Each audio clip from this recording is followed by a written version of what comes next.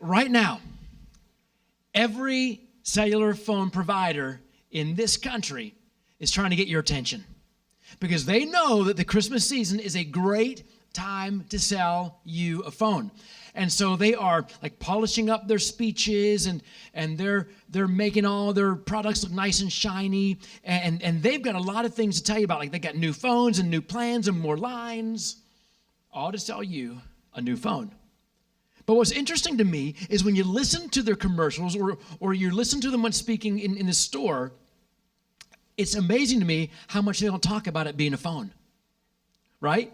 In fact, you may not even hear the word phone except for the very first sentence, can I show you a phone? And then they go into this. Every single provider talks about data and streaming and gaming and connectivity and camera capacity. And we're like, whoa, this is like joy overload for most of us, right? And because we want that, we need that, we crave that. Because most of us, like you, your phone, it is your calendar and it is your wallet. For a lot of us, it's your Bible, it's your notebook, it's your music, it's your camera, and occasionally it is your phone. And they know all of that. And so they're making you all these promises of what they can deliver to you as your provider. And right now, the buzzword with all these different cell companies is unlimited, right? Unlimited data, unlimited streaming, unlimited blah, blah, blah, unlimited everything. Can I just tell you a little secret? And Sean, don't take this personally. There's nothing unlimited about it. Every time they tell you unlimited, there's a limit. The only thing that is unlimited is what they want you to pay for the plan that you get. And that's unlimited. But the reality is, when it comes to your phone, we all want the best plan with the best price, right? The least dropped calls, the fastest data, the most reliable coverage, the most lines. We want to believe that our provider can deliver every promise that they make. And if you are that concerned about it for your phone, how much more are you concerned about that for your life? We want to know that whoever like you choose to believe in, to trust in, to provide what you need for your life can really deliver. Welcome to week number 2 of our Christmas message series called The Wish List, where we're kind of walking through a grown-up Christmas list. Like these are things that you don't find under the tree. They're not wrapped up as gifts. These are things that are on every one of our wish lists as adults at some point in our lives, probably most of the time in our lives. And they are things like time, like how do I navigate time, redeem time? How do I just survive the time I'm in? Things like who do I trust to provide everything I need for my life? How do I get healthy in a world that's not? How do I find rest in the middle of my crazy, busy schedule? And then finally, can I really, really find acceptance from anyone? These are things that most of us wish we had in our lives. They don't come from Old Navy. They don't come from Kohl's, T-Mobile, Verizon. Man, they can't provide these things. So who does? And my hope is, as we walk through this series, that you will walk away knowing that Jesus Christ is the one who can provide every single one of these for you, that this is the reason Jesus came to give these to you. And this morning, friends, we're going to talk about provision. And let's be honest.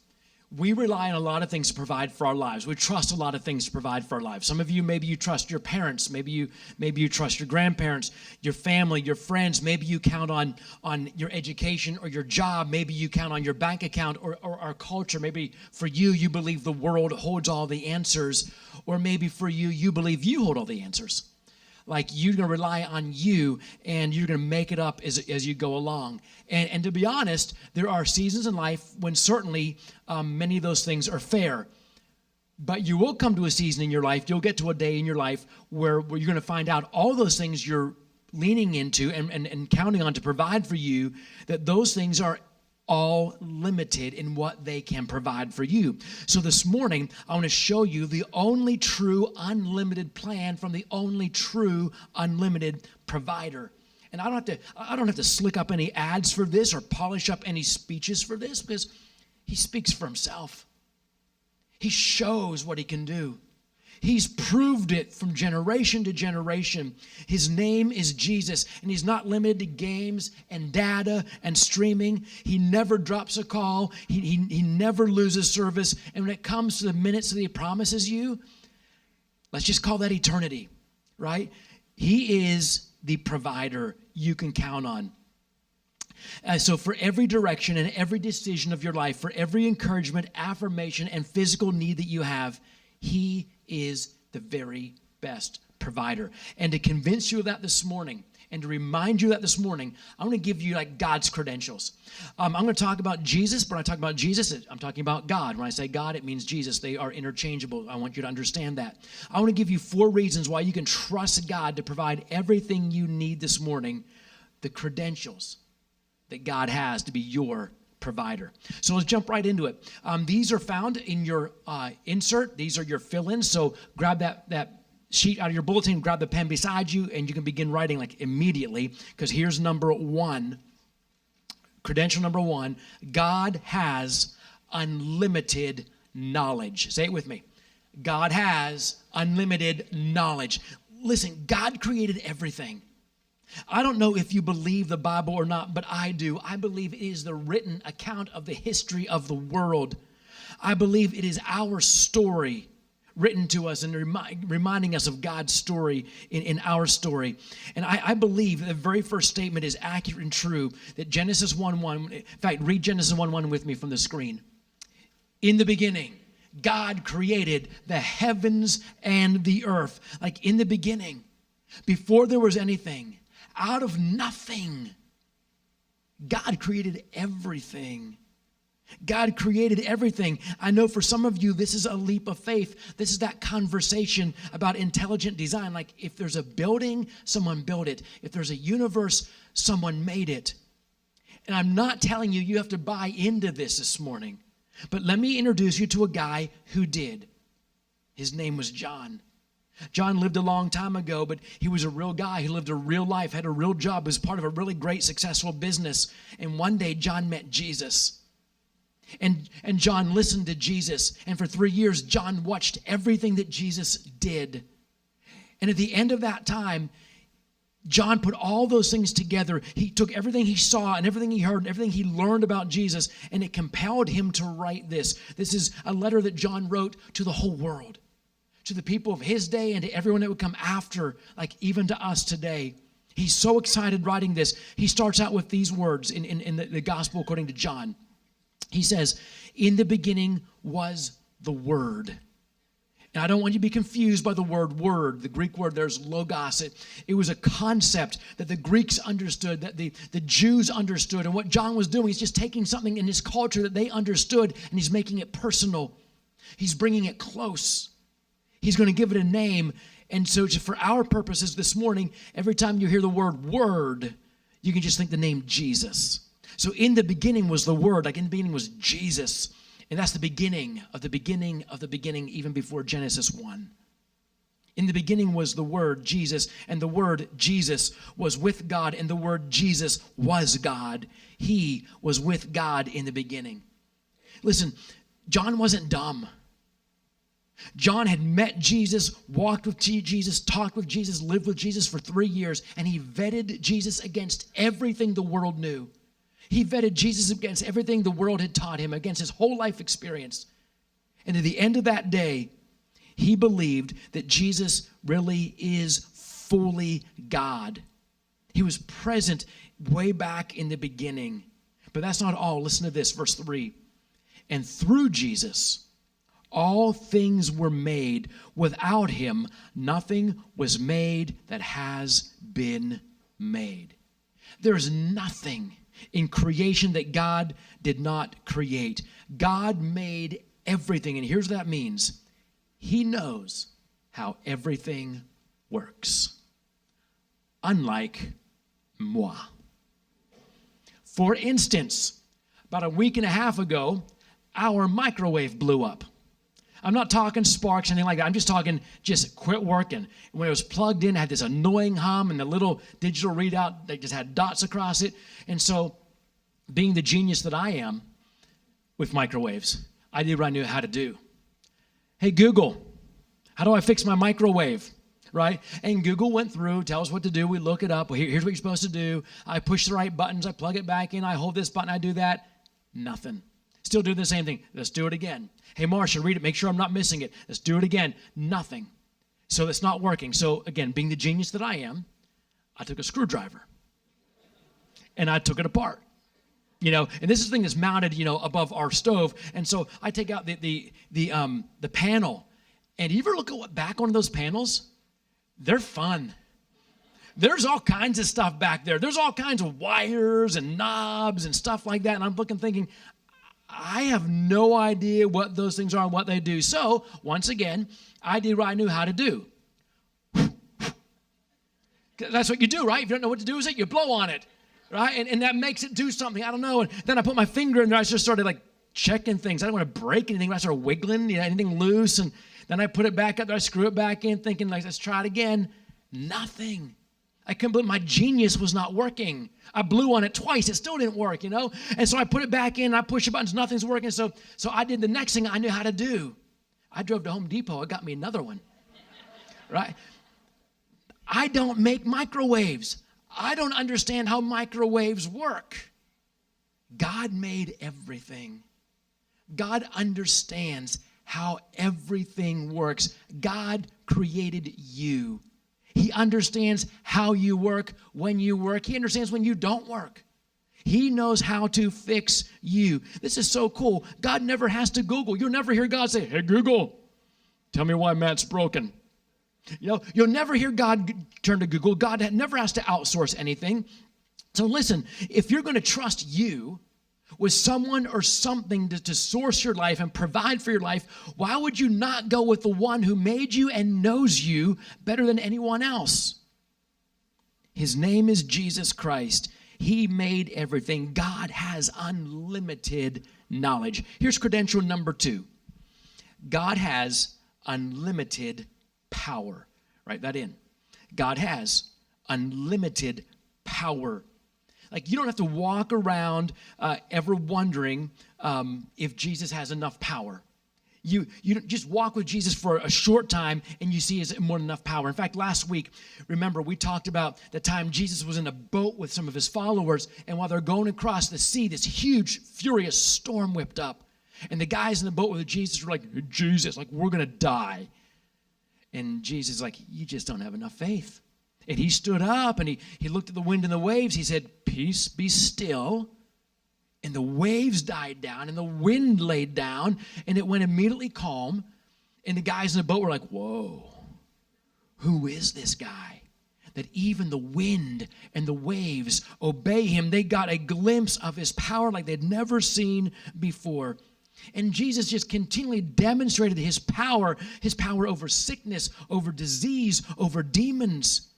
He demonstrated his power over rulers and authorities, over human knowledge and worldly wisdom over and over and over again. And as a final proof of his power, as a final proof of how powerful he is, Jesus defeated death. He let them hang him on the cross and kill him. Then he let them bury him. But on the third day, he rose to life again. Oh, you're getting so close. On the third day, he rose. Like a mower. It won't quite start. Choke a little bit more. He rose to life again. Yeah, he rose to life again. That's the crux of our whole faith. And then after he rose again, he was meeting with his followers. And he said to them, he looked at them, he said, all authority in heaven and on earth has been given to me. Jesus holds all the power. And he said this to them and then for everyone coming after them. So again to us. And he said, when you surrender to him, when you allow him to be your provider, he said, and no weapon formed against us will succeed. Not even the gates of hell will be able to stop us. See, God has unlimited power. That's number 2. Here's number 3, credential number 3. God has unlimited resources. Write that in. God has unlimited resources. Everything belongs to God. You don't ever have to worry, does God have enough to take care of me? Does God have enough to meet my needs? Because I got some pretty big needs. God, can you handle this? He can always take care of you.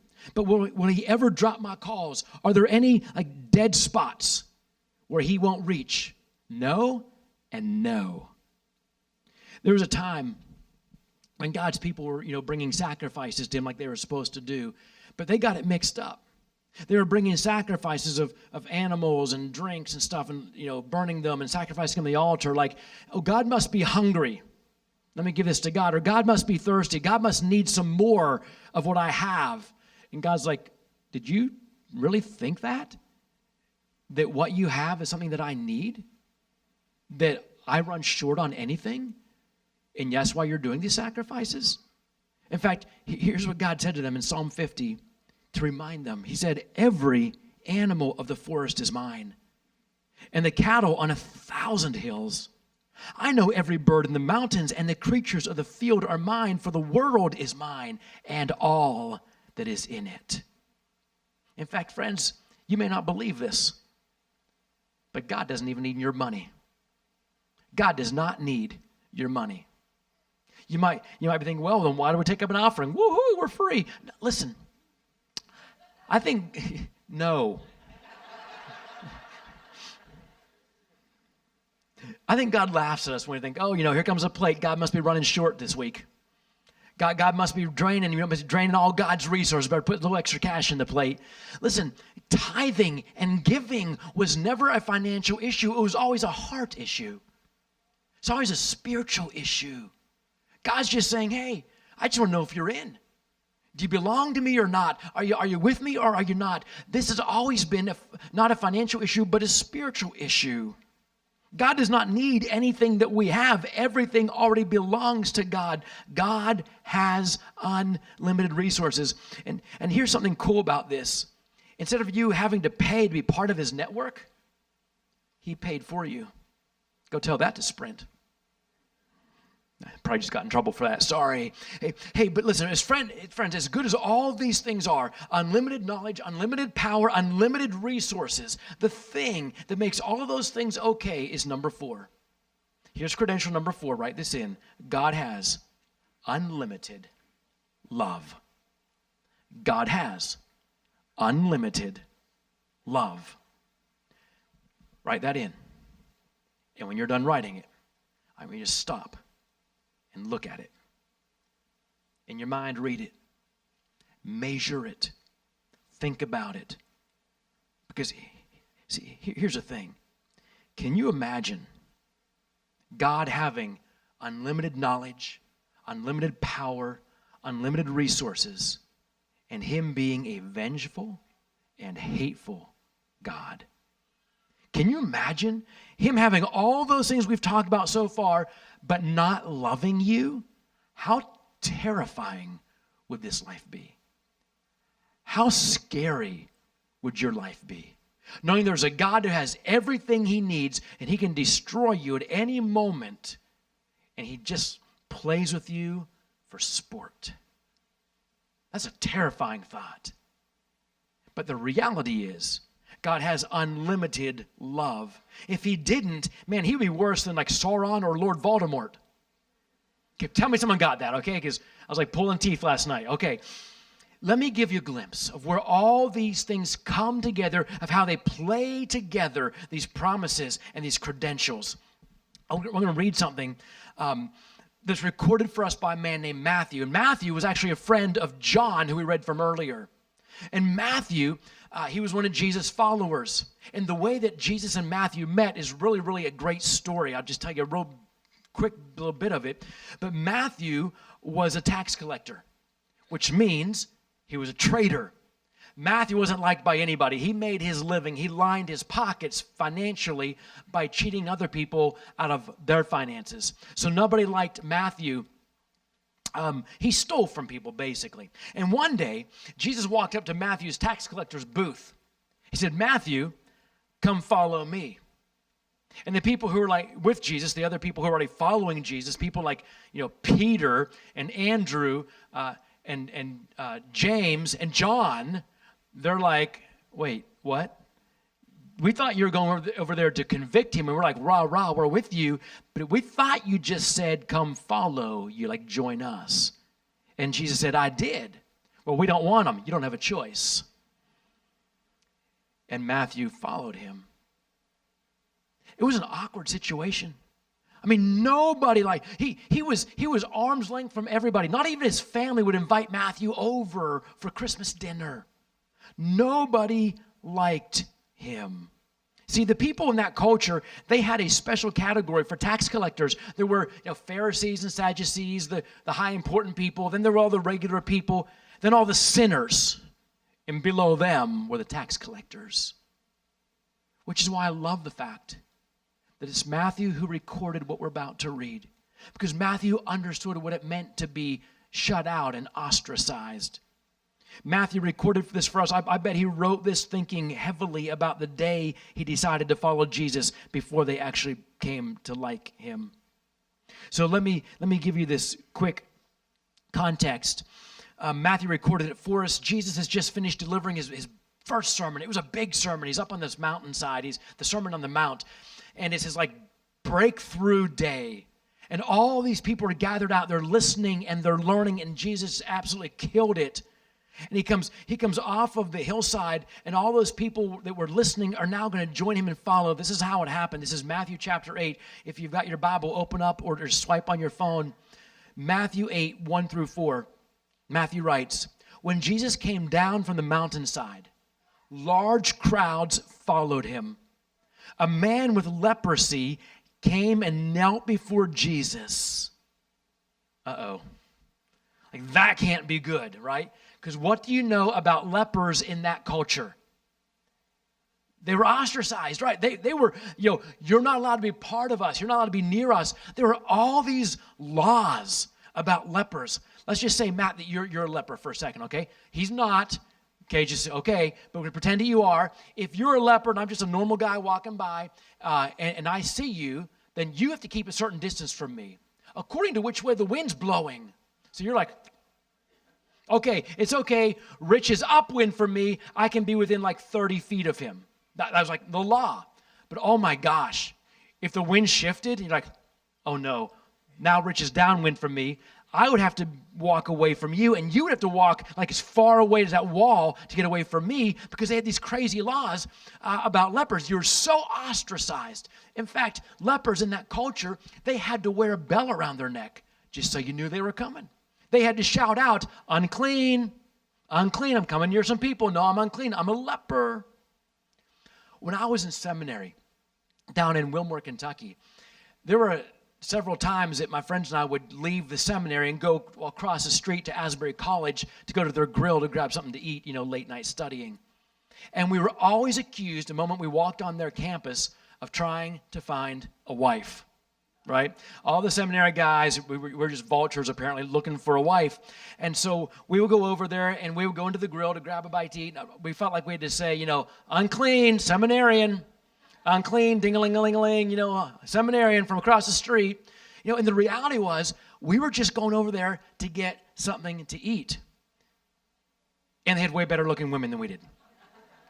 I got my wife from the other side of the street. Woo! Right? They did. They had good looking girls. I grabbed the best one. But I felt like I had to say that going across there. Here comes this leper. And he kneels down at Jesus' feet. It would have been one thing if Jesus was there by himself, or maybe just his 12 around him. But who's around Jesus when the leper comes? Remember? This huge crowd, right? This large crowd of people that have been listening to him preach are now following him, and they're all crowded around him until the leper shows up, because when he walks in, they're running out.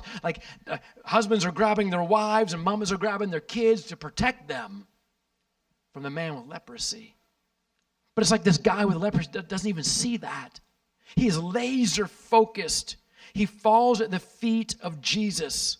He kneels before Jesus and he said, Lord, if you are willing, you can make me clean. Lord, I know you have the knowledge. Lord, I know you have the power. Lord, I know beyond the shadow of any doubt that you have the resources to make me better. what I need to know is, are you willing? Will you make me well? Here's Jesus' answer, verse 3. Jesus reached out his hand and touched that man. That one gesture said it all. That one act carried the weight of all the prophecies and hopes and promises of generations of people. In that moment, all the knowledge, all the power, all the resources, all the love of God came mingling together in one simple touch. Maybe the very first touch this man has felt in years. Jesus reaches out and he touches a man and he said, I am willing. Be clean. And immediately the man was cured of his leprosy. Then Jesus said to him, see that you don't tell anyone, but go show yourself to the priest and offer the gift Moses commanded as a testimony to them. Jesus was saying, it's not my time to be revealed. I just finished my first sermon. I've got a lot more in me. So don't go dropping my name. But in order for them to believe you, do what the law says you're supposed to do. Go show yourself to the priest, get the all clear from them, and then you can be restored to your family, your wife, your kids, your home, your job, your life. Get your life back. When no one else would touch him, when no one else would even be near him, Jesus said, I will. Friends, listen, this is problematic for me. I'll be honest. This is problematic. I don't understand why for some people it seems like Jesus just touches them and heals them immediately. He didn't do that for my mom. Man, I prayed and prayed. He didn't do that for people you know. Sometimes in Scripture you see Jesus, like there's another time 10 lepers came to Jesus. He said, go show yourself to the priest. They weren't healed immediately. They were healed as they were going away. It could have been 10, 20, 30 minutes later. I don't know why Jesus doesn't heal everybody immediately. Sometimes he heals people in a process over time. And sometimes Jesus chooses not to heal. And I don't understand that. I'm just being honest. I don't understand the mind of God, but I do understand the heart of God. And I know beyond the shadow of any doubt that he loves me and he loves you. And I do know that I can trust him with his plan for me. And so can you. This is why Jesus came. This is why Jesus was born. He is unlimited in knowledge and power and resources and love. And again, the cool thing is he doesn't charge you to join his network. He's paid for you to join his network. Now, I know there are some of you this morning, you might be thinking, I don't really need Jesus right now. Like, my life's going pretty great. My parents are paying my tuition, or I've got a super great girlfriend, or my job's just super great, or I'm killing it, in life in general. Yeah, you've got things figured out. You're doing okay, and you don't feel like you need to trust Jesus right now. But the reality is, there's going to come a day when all those other things you're trusting to provide for you are going to fall short. Life's questions will get too big. Fear will get too real.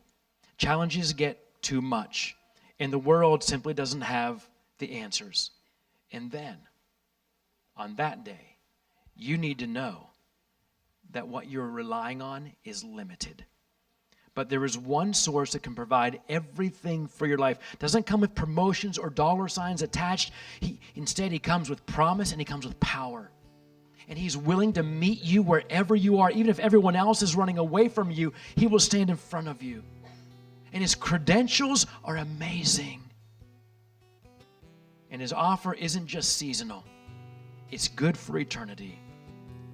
So maybe, just maybe, for the first time in your life, or maybe for the 100th time in your life, it's time for you to give Jesus a try as the provider of your life. Friends, my hope is that you remember that. Last week we talked about time and how, especially during this Advent season, time is tough. And maybe you're going through hard times, and in the midst of time, we remember that God makes sense of time, and God can step in and redeem your time. This week, we just talk about provision, about the fact that God is the provider you need. Out of all the other things you're relying on, there's only one who is truly unlimited in power, in knowledge, unlimited in love, unlimited in authority over everything. And I hope you know him as a provider for your life. If you don't,